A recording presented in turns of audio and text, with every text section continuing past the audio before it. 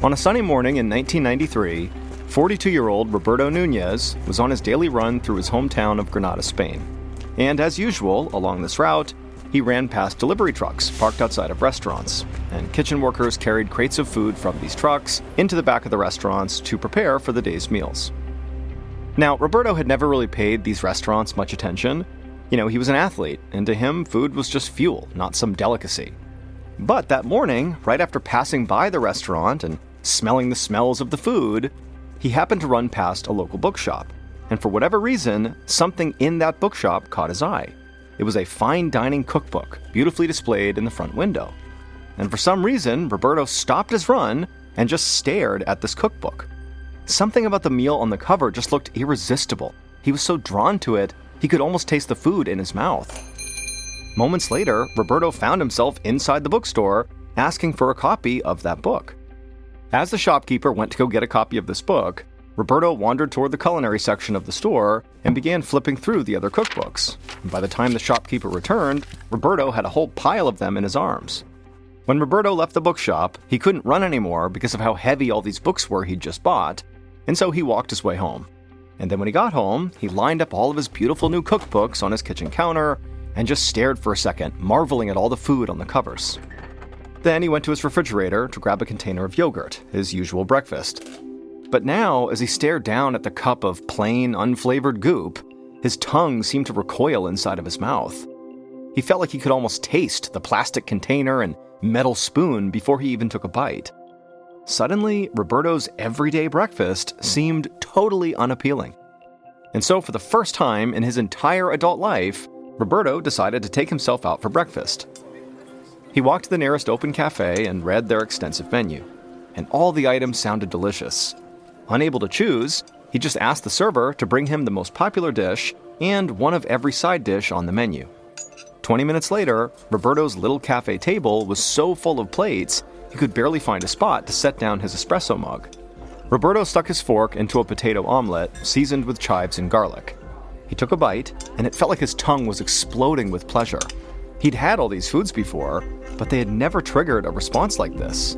He felt a rush of joy as he leaned over his cafe table and devoured every bit of food his stomach could fit.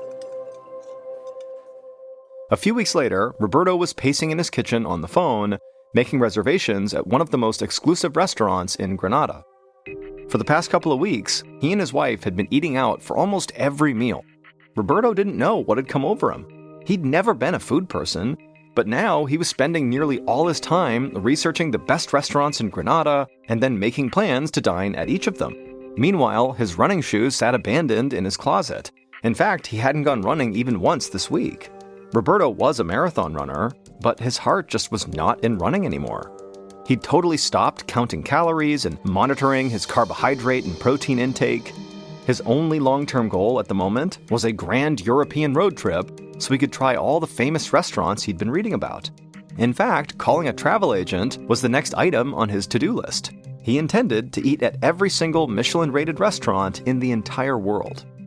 Roberto finalized another restaurant reservation and then hung up, marking the appointment on his calendar, and then he called the next restaurant on his list. 4 years later, Roberto sat at his computer typing up a restaurant review. By this point, his entire life now revolved around food. Every free second was spent eating, planning to eat, or traveling to the best restaurants all over the world so that he could write about them. Roberto looked a lot different now, too. Roberto had really not been running at all over the past few years, and between that and his sedentary lifestyle and new love of gourmet food, he'd gained a good 60 pounds. He'd had to buy a completely new wardrobe, but Roberto didn't mind. He'd actually never had so much fun in his life as he had now, being a foodie. The passion he now felt for food rivaled the sense of accomplishment he used to feel at the end of marathons. It was like he had finally found his real life's purpose. Roberto sat back in his home office chair and closed his eyes, trying to remember the subtlety of a glaze he'd tasted at lunch. He breathed in deeply, then sat up looking around. He breathed in again, and a warm, savory scent filled his nostrils. His entire apartment was suddenly filled with this heavenly aroma, even though he wasn't cooking anything at all. It took him a minute to place this wonderful smell, and then he had it. It was his mother's cooking, a spicy potato dish she used to make him when he was a kid. Confused, Roberto went to the kitchen, wondering if maybe his wife had come home and started making dinner without him noticing. But no, the kitchen was dark and empty. So Roberto wandered the house, running scenarios through his mind that might explain the smell. At first he thought, maybe a window was open and outside smells were coming in. But when that wasn't true, he began to wonder, did somebody break in and were they eating inside of his house? Now he knew that made no sense. But the more he wandered the house, the stronger the smell of his mother's cooking became, but there was no reason for it to be in his apartment. It just made no sense. Roberto was feeling freaked out, especially when, moments later, the smell changed from delicious to sour. He stopped and covered his nose as a chemical-like odor filled the apartment. But even with his nose covered, he could still smell it. Worse, he could taste it on his tongue. He gagged a little, then went to the kitchen to spit in the sink. He flung a window open, trying to air out the smell, and then as quickly as the smell had come on, it disappeared. Roberto stood in his living room feeling very unnerved, trying to tell himself that there had to be some rational explanation here. He told himself that it must have been a neighbor cooking a familiar recipe and accidentally burning it on the stove. But despite his best efforts to convince himself that that really happened, he still felt very unsettled as he went back to his computer to finish his review. A month later, Roberto was at a local cafe enjoying one of his favorite breakfasts, a potato and chorizo omelet with a side of fruit and some bread. He'd just finished slathering the bread with some butter when his nose caught a whiff of that same savory scent he had smelled inside of his apartment.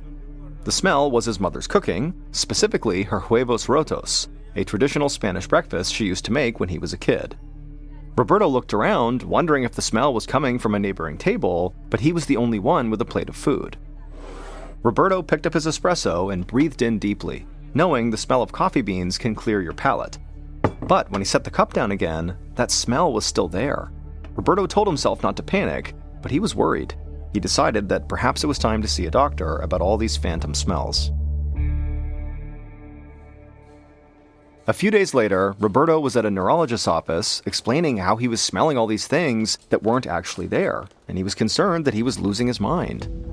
Now, the neurologist didn't want Roberto to panic, but he did think Roberto might be experiencing smell hallucinations, and they're rare, but very real, and they can be the sign of something dangerous. The doctor explained that smell hallucinations can be caused by head injuries, upper respiratory infections, and in some cases, brain tumors or Parkinson's disease. Roberto did his best to stay calm. He didn't know what he'd been expecting when he got here today, but certainly not being told he could have a brain tumor or Parkinson's disease. The neurologist could clearly read the fear in Roberto's eyes because he immediately told him, don't worry, they'd run some tests and narrow down the possibilities, then figure out what was going on. They'd start by ordering an MRI. Roberto nodded, still feeling very uneasy. And a few hours later, his unease quickly turned to fear as the neurologist showed Roberto his MRI scan and pointed to a long, slender tumor on his right temporal lobe of his brain. Roberto felt petrified as the neurologist explained that the tumor was called a fibroblastic meningioma. It was putting pressure on Roberto's brain and causing him to have these smell hallucinations. The doctor explained that they'd have to surgically remove this tumor. Roberto felt a surge of adrenaline as he imagined himself undergoing brain surgery. He was going to be sick. He bent over, his arms on his knees, trying to catch his breath. And at the same time, the neurologist assured him that they would take very good care of him. The doctor said he would be with Roberto every step of the way. Roberto stood up and nodded. He knew he needed to call his wife and break the terrible news. But then after that, he would call his favorite restaurant to get takeout for dinner. He was in the mood for some comfort food. A few weeks later, Roberto was at home on his couch watching his favorite cooking show on TV. His head was still bandaged from his 14-hour brain surgery, which his neurologist said had been a success, and Roberto had been making slow but steady progress in his recovery. As he flipped through the channels, the mouth-watering smell of roasted chicken suddenly filled the room. And for a second, Roberto was terrified. Was this another smell hallucination? Did the surgery not work? But then he looked up and saw his wife enter the living room carrying 2 plates of roasted chicken, his dinner. His stomach rumbled, and he thanked his wife as she set his plate down on the coffee table and helped him sit upright. Roberto had not had a single smell hallucination since his surgery, and he was hoping that that meant he was cured. And so feeling like he had a new lease on life, Roberto looked forward to getting back to his food blog and the long list of restaurants he still wanted to try. 12 years later, on March 3, 2010, Roberto, who was now 58 years old, stood on the scale at his neurologist's office for a routine follow-up. Even though it had been over a decade since his brain surgery, he still had to get regular MRI scans to make sure there was no new tumors in his brain. The nurse took note of Roberto's weight. By this point, Roberto had gained approximately 110 pounds since he first took an interest in food. But this just didn't really bother him. He knew he'd been gaining weight steadily over the years, because after all, he ate rich and decadent foods for almost every meal, something he just loved to do. And besides, his career in food had really become quite incredible. Roberto was now a widely recognized and respected food critic. He wrote for prestigious magazines and gastronomy guides, and had been featured in a few newspapers. After that day's scan, Roberto waited inside of his neurologist's office, expecting the same results he got after every other appointment, all clear and good to go. Except this afternoon, his neurologist did not look too happy when he came through the door. He told Roberto that the MRI today showed a growing lesion and mild damage in the same areas where his tumor had been, and he believed that the lesion was likely left over from his surgery a decade ago. Roberto was shocked and asked the doctor if this meant more brain surgery. But the neurologist assured Roberto that this lesion was small. So small, in fact, they could very likely manage it without having to resort to surgery. Instead, they would do something called radiosurgery, which is when very focused beams of radiation are used to treat cancer cells in other tissue without any incision. Roberto liked the sound of that and scheduled the radiosurgery for later that week. A month later, Roberto parked his car along a street in Granada and adjusted his tie. Then he opened the passenger door for his wife, and the two of them began walking up the sidewalk on their way to a restaurant opening. And as they strolled along the boulevard, Roberto told his wife the good news. He'd had a follow-up doctor's appointment at his neurologist that afternoon. He'd completed his radiosurgery appointments at the start of the month, and now his neurologist told him that his lesion had shrunk by more than 25% and was no longer pressing on his temporal lobe. His neurologist felt optimistic that the lesion would soon be gone, and Roberto would be in full remission. As they neared the restaurant, Roberto's wife gave him a kiss and told him this was fantastic news. She was so relieved. Then the hostess led Roberto and his wife to their table and removed the shiny gold reserved placard as they sat down. The new restaurant was buzzing with anticipation. It was chock full of well-dressed diners, all clearly looking forward to an excellent night of food. A server came out to pour wine, and moments later, Roberto's first course was set down in front of him. But for some reason, it didn't look appetizing. He stared down at the food, trying to conjure some of the excitement he'd been feeling just moments ago, but he couldn't have been less interested. In fact, he kind of just wanted to leave and go home and get a good night's sleep. But Roberto was a professional, so he made himself eat every course they brought out to him. However, later that night, when he was working on the review, Roberto had to admit that his heart just wasn't in it. And so for the first time in more than 15 years, food just didn't really interest him. And the next time Roberto saw his neurologist, he learned why. It would turn out the tumor and lingering lesion pressing on Roberto's temporal lobe, known as the amygdala, was what had caused not only his hallucinatory smells, but his extreme interest in food. The pressure from the tumor created a brain injury, which in very rare cases can trigger a bizarre brain and eating disorder called gourmand syndrome. People who suffer from this condition can literally become completely obsessed with fine dining. They become preoccupied with food and sometimes become compulsive eaters, even if they had formerly been very health conscious. And that's exactly what happened to Roberto. Once Roberto's tumor was removed and the lesion was finally reduced, Roberto's love for food basically completely faded.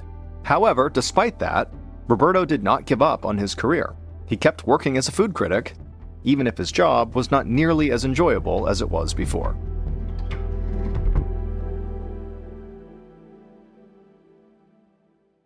And now, here is our second and final story of today's episode, called The Bitter End.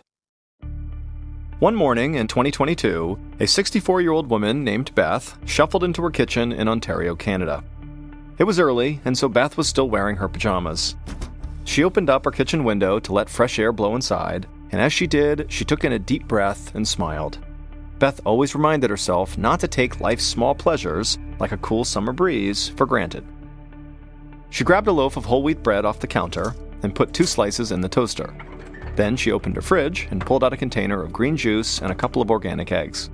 Beth was extremely health and diet conscious and usually had this same breakfast every morning. She drank 2 glasses of juice while her toast cooked, and she scrambled her eggs. Then she sat at the kitchen table to eat. When she finished, she put her dishes in the sink and walked back to her room to get dressed for her morning jog. But as she was trying to decide what shirt to wear, Beth felt this dull pain in her lower abdomen. At first, she was able to ignore it, but then the pain got sharper and Beth suddenly was clutching her stomach. And then she felt weak, and a wave of nausea made her rush from her closet to her bathroom, where she vomited and then had diarrhea. Beth shakily walked to the sink and drank a few sips of water from the tap.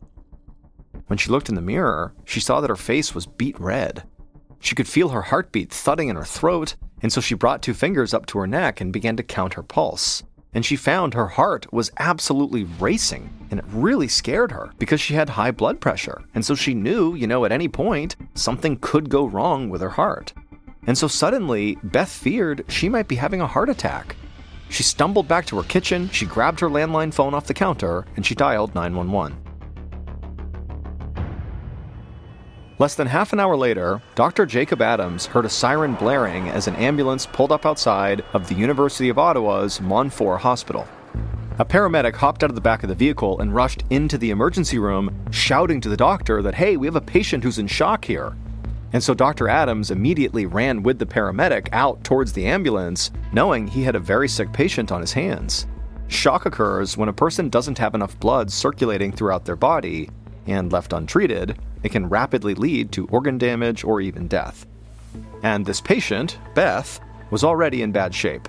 The paramedic said that she was vomiting, she had diarrhea, and her blood pressure was dangerously high. Another paramedic followed closely behind the first, and together, they brought Beth into the emergency room on a gurney. Dr. Adams saw how pale and confused she looked, and knew there was no time to waste. He directed the EMT to wheel Beth into the nearest exam room while the other paramedic briefed him on Beth's medical history. They told the doctor that Beth had been relatively healthy until today, but she had been taking medications for 2 conditions, high blood pressure and a thyroid deficiency that can leave patients feeling tired and looking pale. Otherwise, she was taking no other drugs. She didn't even take vitamins or over-the-counter supplements. The paramedic said Beth had deteriorated right before their eyes. When they first arrived at Beth's house, she was able to talk to them about her fear that she was maybe having a heart attack. But since then, she had gotten so much sicker that now she could barely talk. Dr. Adams nodded and thanked the paramedics for bringing her in. Then he watched as the ER nurses went to work on their very unstable patient. One nurse checked Beth's temperature, another inserted an IV needle, and a third wrapped a blood pressure monitor around her arm. At first, it showed that Beth's blood pressure was elevated, but suddenly, it plummeted 100 points. Beth's arms went limp, and she looked like she was struggling to breathe. And so within seconds, Beth's blood pressure had gone from being dangerously high to being so low that she could lose consciousness any second. Dr. Adams took one of Beth's hands and squeezed her fingers, making her skin turn white. He waited for the color where he squeezed to come back, but it took an unusually long time. To Dr. Adams, this was extremely worrying. It meant Beth's blood circulation had become dangerously sluggish. Before they could do anything else, Dr. Adams knew he would need to stabilize Beth's condition. He asked a nurse to start her on an IV fluid drip, and almost as soon as the fluids entered Beth's bloodstream, her blood pressure started rising and her breathing returned to normal. After a few minutes, Beth began to speak, albeit in a strained voice, saying that her stomach was killing her. She said she kept getting these horrible, sharp cramps in her lower abdomen. Dr. Adams assured Beth they would figure out what was going on, but they had to perform a lot of different tests as quickly as possible to do that. And so he told her the best thing she could do was try to stay calm and just focus on her breathing. Beth looked scared, but nodded her head in agreement. Then Dr. Adams called in 3 different medical technicians who all surrounded Beth. One of them took vials of her blood, another examined her abdomen with an ultrasound machine, while the third performed an EKG to test her heart function. Meanwhile, Dr. Adams stood off to the side and considered all of his patient's symptoms, and he began to think about a couple of different things that could have caused her to go into shock.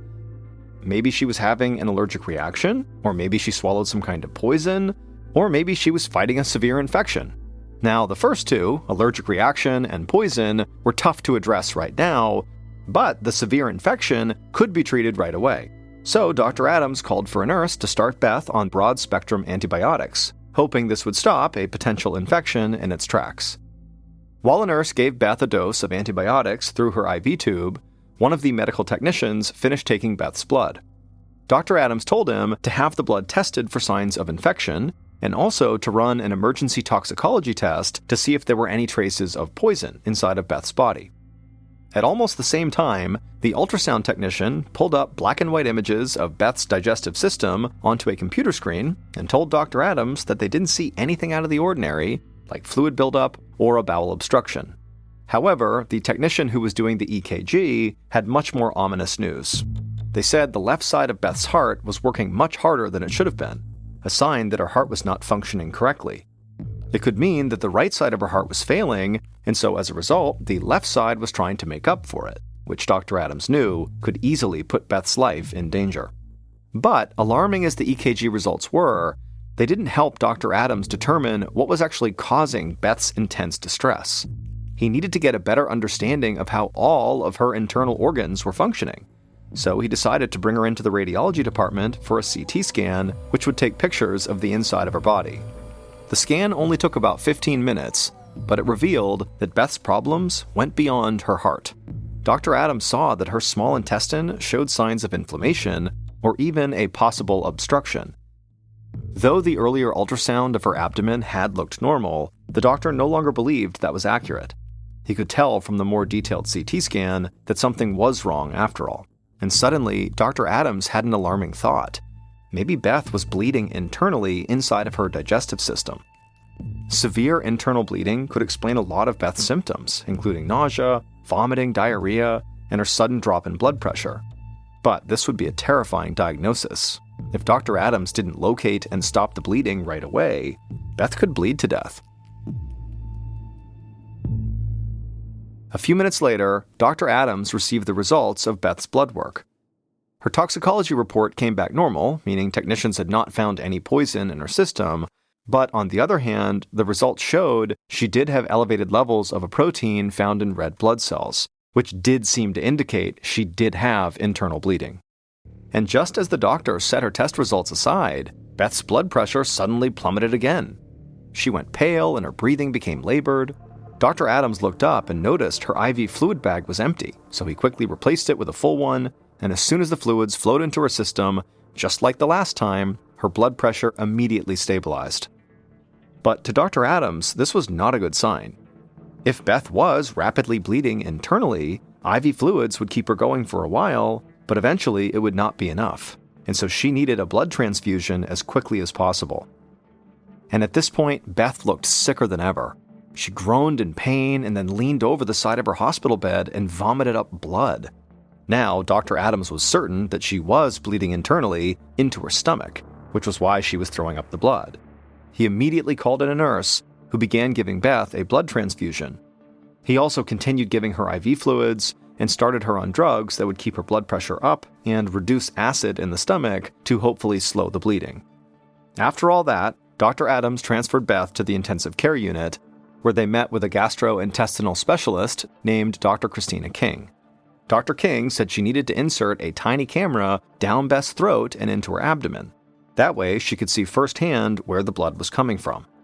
Dr. King turned to Beth, whose face was scrunched up in pain, and explained the procedure.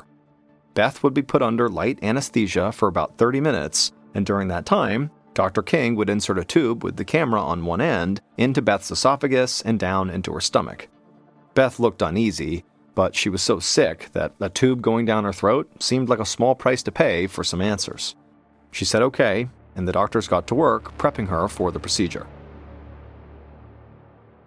About 15 minutes later, Beth had been put under anesthesia and was lying on her side on a bed in her ICU room. Dr. King stood beside her and carefully inserted the long, thin tube down her throat. Dr. King could see the inside of Beth's esophagus on a screen right beside her bed. Dr. King moved the tube further down Beth's digestive system, and as soon as the camera entered Beth's stomach, Dr. King saw that her stomach lining was swollen, red, and bleeding. The bleeding was not severe, but the doctor knew that was only thanks to the drugs that Dr. Adams had given Beth. Later that afternoon, Dr. King sat in the ICU with Beth, who was still sedated from her procedure. Beth did look much better than she had just a few hours ago, and Dr. King was glad that the treatment she and Dr. Adams had come up with seemed to be working. Her internal bleeding had largely stopped, at least for now, and so for the time being, Dr. King could really focus on why Beth was bleeding internally. Dr. King was starting to think that Beth's illness had been caused by something that she might have eaten, rather than by poison or an infection. And so once Beth woke up from her procedure, Dr. King asked her if she'd eaten anything out of the ordinary that morning before she'd gotten sick. Beth initially said no. She'd had the same breakfast she ate every single morning: whole wheat toast, organic eggs, and homemade green juice. However, Beth said, now that she thought about it, her juice had tasted a bit more bitter than usual. Dr. King asked what kind of juice it was, and Beth said, she made it herself from a type of green squash called bottle gourds that she had bought at the store. She'd heard that bottle gourds were a really great health food, and so for the last several years, she'd been pureeing the vegetables into a juice that she would drink every morning. Dr. King just stared at Beth, because suddenly she knew what was going on with Beth, and it made perfect sense. Beth had given herself a nearly fatal case of toxic squash syndrome. It's a very rare condition that results from eating poisonous chemicals sometimes found in squashes and gourds. These toxins are called cucurbitacins, and they taste very bitter. Over hundreds of years, people have bred squashes to have only trace levels of these toxins. But sometimes the plants can still develop high amounts of cucurbitacins as they grow, and people who eat a lot of those types of vegetables can get dangerously ill. Beth went to her local grocery store and unknowingly bought bottle gourds that did contain a dangerous amount of these toxins. Then she pureed the vegetables and drank the juice, and the only thing she noticed was a slightly bitter taste, until just minutes after breakfast, the toxins caused her stomach lining to start bleeding, and Beth went into shock. Her case was the first of its kind ever reported in Canada. After 5 days in the ICU, Beth was finally healthy enough to return home. 2 weeks later, her doctors called to check on her condition, and she told them that she was feeling fine, except for one symptom. In the past few days, her hair had begun falling out. Her doctors told her that this was actually normal. Delayed onset hair loss had been reported in a number of cases of toxic squash syndrome. Despite her hair loss, which was actually only temporary, Beth would go on to make a full recovery and go back to her normal life, though she found another kind of juice to drink at breakfast.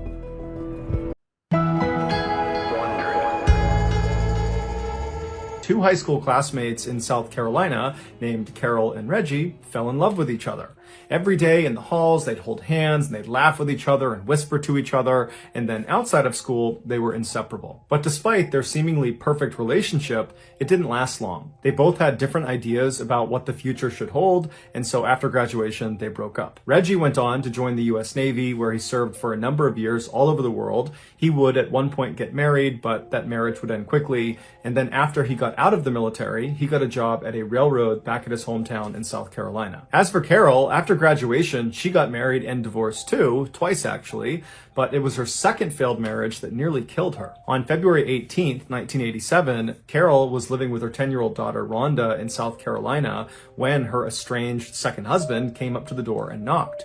Carol opened the door, and her ex-husband drew a gun and shot her 6 times in front of her daughter before turning around and fleeing. The police would later find his body inside of his car on the side of the road. He had shot himself. As for Carol, the doctors were able to save her life, but the injuries she sustained from the attack were crippling. She was blind in one eye and she had chronic pain, and so her young daughter had to start taking care of her full time. Over the next 8 years, Carol steadily improved and regained some of her independence, but in 1995, she had a huge setback. She started feeling ill, and so she went in to see a doctor, and the doctor did a blood test, and they discovered she had liver cancer.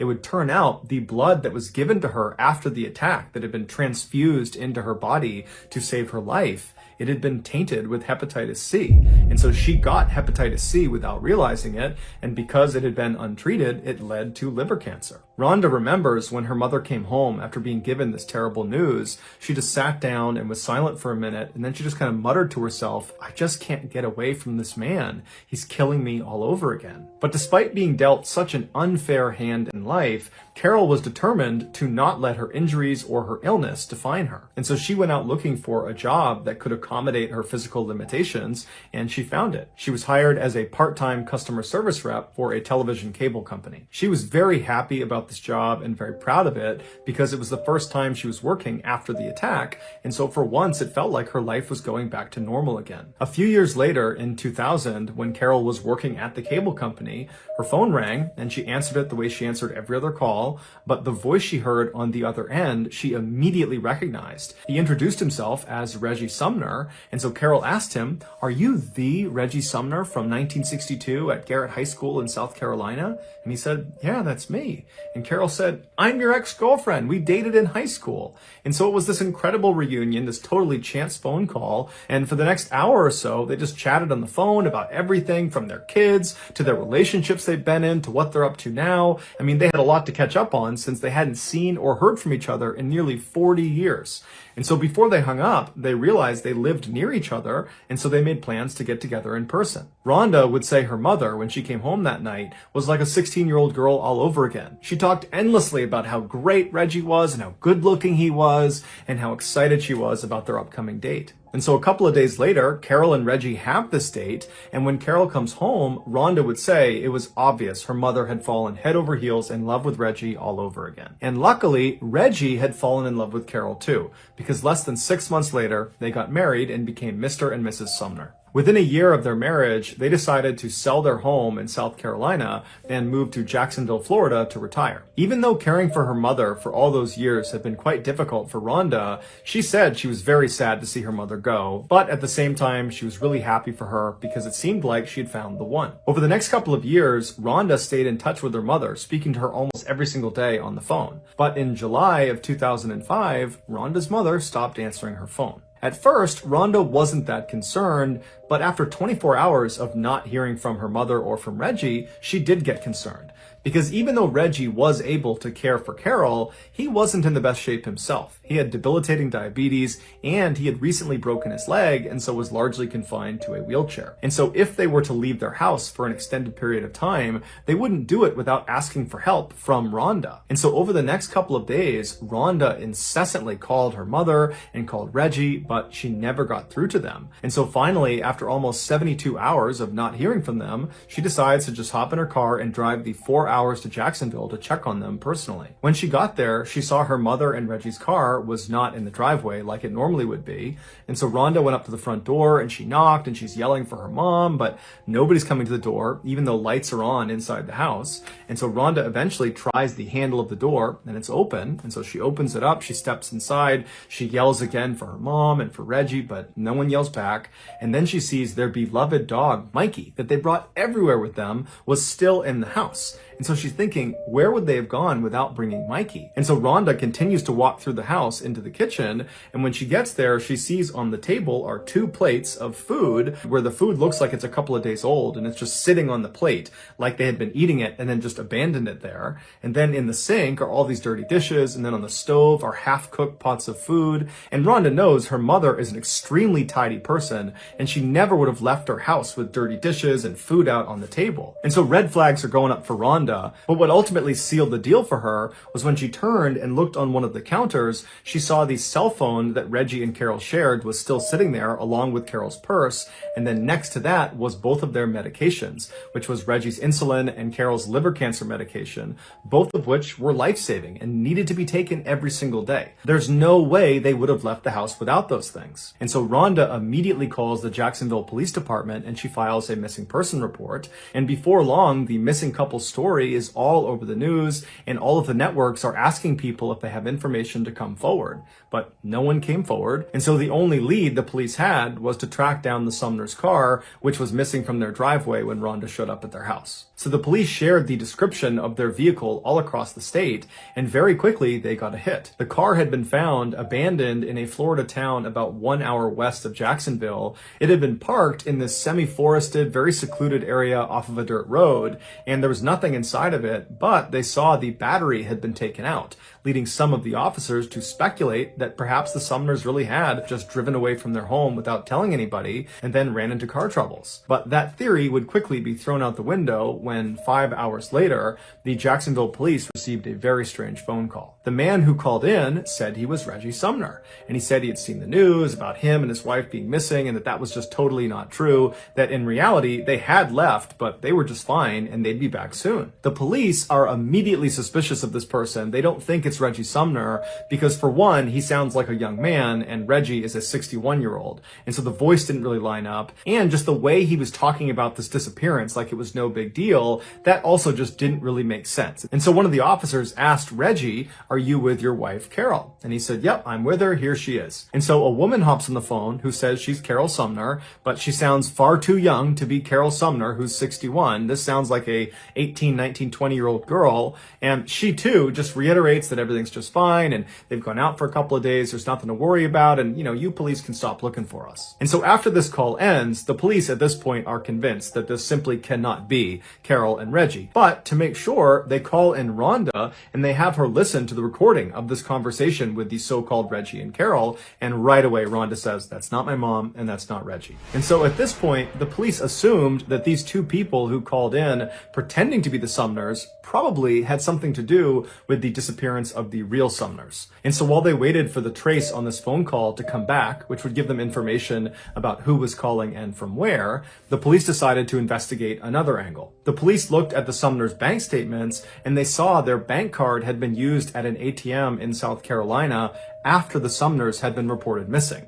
And so they called that bank and they asked for the CCTV footage from that ATM. And when they watched it, they saw that it was not Carol or Reggie Sumner withdrawing funds. It was some unknown man in his early 20s. Right after this discovery of this unknown man, the trace from the phone conversation with the imposter Sumners came back, except it was tied to a fake name at a fake address. So that wasn't helpful to the police in their investigation. However, when they went through this cell phone's call logs, which they got with the phone trace, they saw whoever owned the cell phone had recently placed a call to a car rental company in South Carolina. And so the police call this car rental company and they speak to the manager and they're able to figure out that somebody using this cell phone number had indeed called and had rented a car, and the car they rented matched the description of the car the unknown man was driving in the ATM surveillance footage. But this car had been rented to a woman. Her name was Tiffany Cole. The rental company told police that all of their cars had satellite tracking information built into them. And so police were able to use that information to track Tiffany's rental car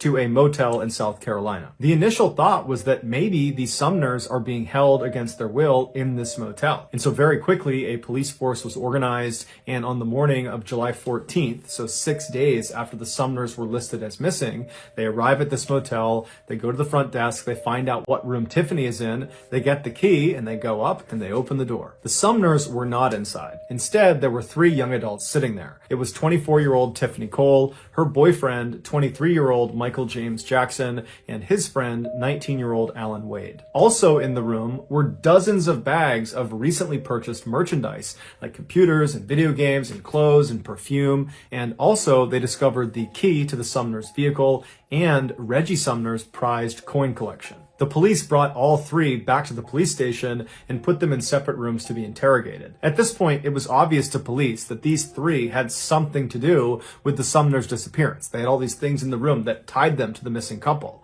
And so now the police, as they interrogated them, it was not so much about connecting them to the Sumners as much as it was about helping them find the Sumners. At first, all 3 of them either didn't talk or were totally uncooperative. But under intense questioning, Tiffany cracked a little bit. She said that they had robbed the Sumners, but nothing more. They didn't do anything else besides rob them. And there had been a fourth person involved in the robbery, 19-year-old Bruce Nixon, who was friends with Alan Wade. Bruce lived nearby, so the police quickly rounded him up and brought him in for questioning, and unlike the other three, Bruce immediately caved. And the story he told about what happened to the Sumners brought many of the police that were involved in this investigation to tears. He said it all started with Tiffany. Tiffany used to be neighbors with the Sumners back when they still lived in South Carolina. Tiffany had a pretty rough upbringing, and her father was permanently sick, and so the Sumners kind of took her under their wing and looked after her and built a very close relationship with her and kind of treated her like she was one of their daughters. Anything she needed, if she needed money, food, anything, they would give it to her. For example, in 2001, right before they left for Florida, they sold a car to Tiffany, but they sold it for basically nothing because they knew she didn't have any money and she really needed a car. 4 years later, in June of 2005,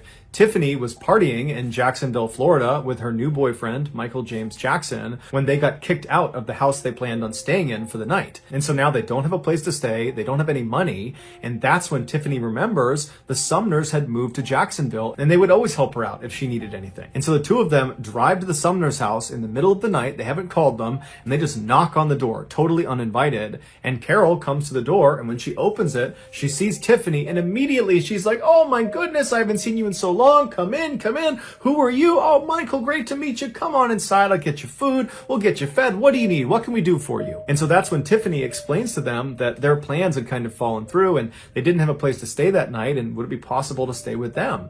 And so Carol and Reggie right away say, "Absolutely no problem. Tiffany, Michael, you guys are guests here. You're welcome. Stay as long as you want." And so that night, Carol cooked a big meal for them and they all sat down at the table. And at some point, Carol and Reggie talk about the sale of their house in South Carolina, and somehow it came up that they had made $99,000 in profit from this sale, and they were so happy about it because now they could really retire comfortably. And so as soon as they said that, Tiffany and Michael shot glances at each other because they knew they had to come back and rob them. The next morning, Carol and Reggie got up early, they made coffee and they made breakfast, and they were hoping that Tiffany and Michael would stick around for the day and spend some more time with them. But Tiffany and Michael were very quick to want to leave. They said, "Thank you very much, we got to hit the road." And so they left. And as soon as they get in the car, they start planning how they're going to come back and rob the Sumners and get their hands on that $99,000. 1 month later, on the evening of July 8th, after all robbery preparations have been made, Bruce Nixon and Alan Wade show up at the Sumner house and they knock on the door.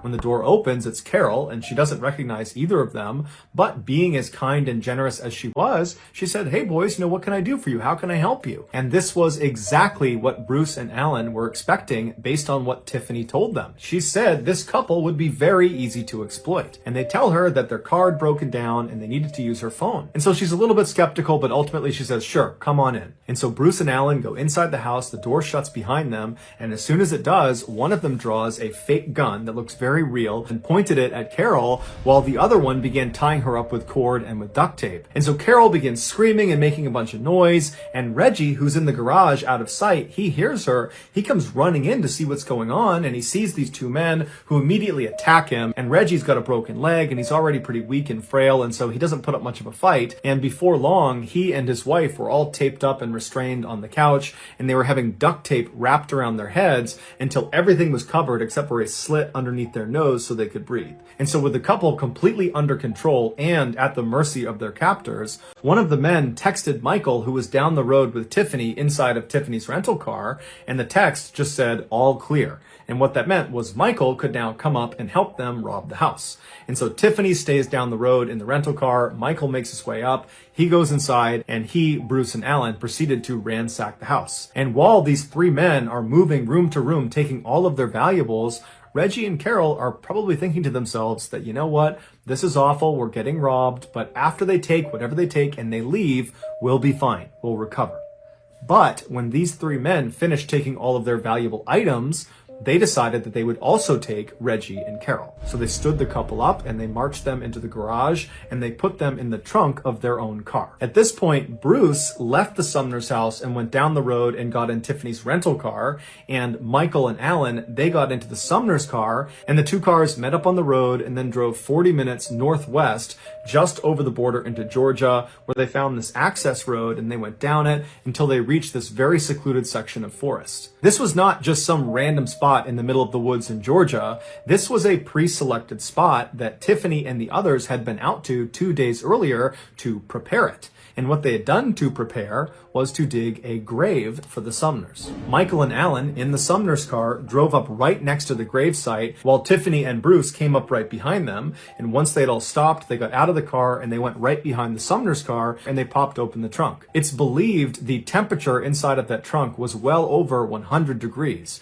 And so Reggie and Carol were sweating profusely, and the sweat had caused their restraints to slip off their wrists and slip down off their face. And so the two of them were found holding on to each other and crying and praying. Seeing how weak they already were, the group decided they did not need to put new tape around their wrists or their face. They weren't going to go anywhere. And so they grabbed the two and they pulled them out and dumped them on the ground. It was probably around this time that the Sumners realized Tiffany was one of these 4 people that was doing this horrible thing to them. And I can only imagine the heartbreak they experienced. This girl that they took in under their wing, that they thought of as a daughter, was betraying them in such a heinous and horrible way. But there was no time to feel upset about it, because as soon as they were dumped on the ground, Michael grabbed Reggie and kind of threw him over to the side and said, "Sit down, don't move, or I'm going to kill you and your wife." And then the others grabbed Carol and dragged her away from her husband over to the edge of the grave, where they literally ripped the jewelry off of her face and off of her body.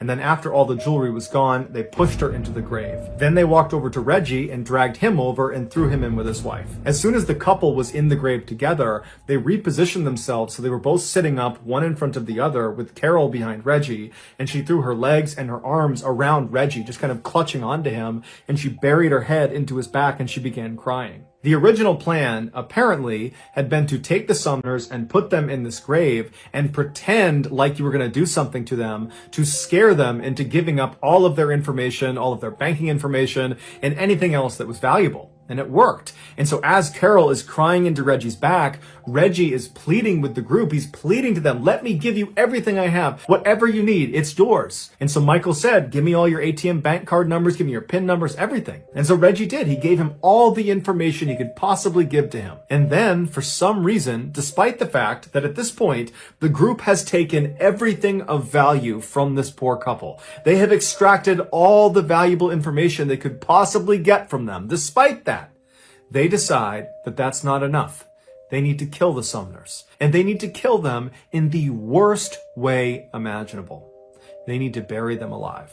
For hours, the group slowly, shovelful by shovelful, filled in this hole with Reggie and Carol sitting at the bottom begging for their lives. But the group didn't care at all. They just kept shoveling dirt down on top of them until the dirt and mud had gotten up to their necks, and the weight of the dirt was pressing in on their chests and was making it really hard to breathe. And so as Carol and Reggie are feeling this happening to them, they can feel themselves being crushed under this weight. Their cries for help become more and more desperate, but more spaced apart, because their breathing at this point is so labored, it's so hard to get a full breath that they're conserving their air at this point. And then at some point, as the dirt crept closer and closer to their mouths, they had to tilt their heads up to try to get a good breath of air. But when they did that, they began shoveling dirt directly onto their faces, causing them to choke and gag. They're inhaling this, and it's becoming nearly impossible to catch a breath. They're dying at this point. And so finally, another layer of dirt was thrown on top of them, and they disappeared under the soil. But their sounds didn't go away. They continued to whimper and make sounds as more and more dirt was put down, until finally they had filled in the hole, and they began packing the dirt down with the backs of their shovels. And they could hear underneath the soil still the sounds of this couple dying. This was a slow and horrible death. After the killers were done, they left the site and they took the Sumner's car and they dumped it in Florida where it was ultimately found. And then they all piled into the rental car. They went to an ATM and pulled some of the Sumner's money out and then went on a spending spree. Here is a photo of Tiffany celebrating just hours after killing the very people that had taken her in and treated her like a daughter. After their autopsies, the medical examiner explained that both Reggie and Carol had dirt packed into their nose, into their mouths, in their throats, in their stomach, and in their lungs, meaning their actual cause of death was being buried alive. In exchange for telling investigators what happened and for leading them to the gravesite where the Sumners were, Bruce Nixon was spared the death penalty and given a life sentence. As for Michael, Allen, and Tiffany, they were all sentenced to death.